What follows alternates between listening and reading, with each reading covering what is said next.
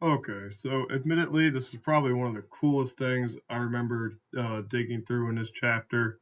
I just couldn't get over how we kind of saw the remnants since the writing on the wall back in chapter 10 with these things, and now we actually get to see it come full circle.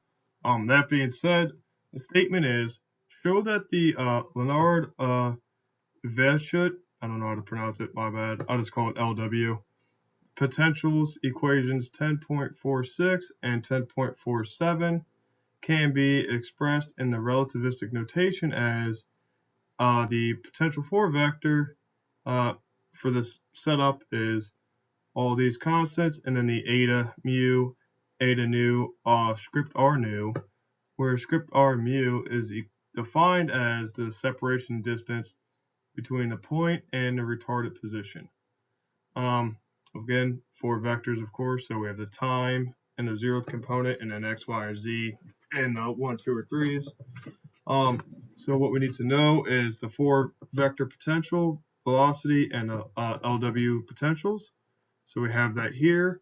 A mu is equal to v over c, x, y, z, and then eta mu is equal to gamma times c with the ordinary velocity v.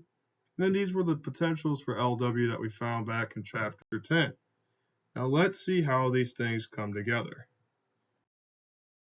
All right, so here what we need to do is first get our hands wrapped around the script r. Again, not always the easiest thing to do, but what we have is x to the mu minus the w mu at the retarded time, or evaluated at the retarded time. So that being said, we have CT minus CTR because that has to be the zeroth coordinate, and then these are the positional coordinates. So this is R and then R vector, pretty consistent with how we've been writing everything. So if we're looking at the invariant product here, we need to change the sign on the script R, which is why we have a negative there. Gamma comes in from the eta, and we can push it on through. That being said, we get a gamma distributed to both of them, and we see that the gamma can be factored out, as well as the negative, and we see that we have RC, script RC minus V dot R. So the zeroth component in this form, we just have to evaluate it. And then we see that we get a gamma C from the eta part, and that is going to cancel with the gamma in the denominator, and then we have a negative negative. And the C here that we had from the original setup is just putting right there, and that is indeed the zeroth component of the 4 vector for the potential. Similarly here, we can do 1, 2, 3 all at once because it's going to take the same type. We just get a V dot R for everything. Gammas, of course, cancel with the eta, gamma, and the negatives cancel. Now what we have to be aware of here is that the epsilon naught relates everything back to mu naught and c squared because of the relationship they have. So we solve for the fact that c squared is equal to epsilon naught, c squared is equal to 1 over epsilon naught mu naught. So we just plug everything in once we solve for epsilon naught. And that's how we get this factor here. You see a c cancels with this c that we have here. Hence we get a q mu naught c up top in the numerator.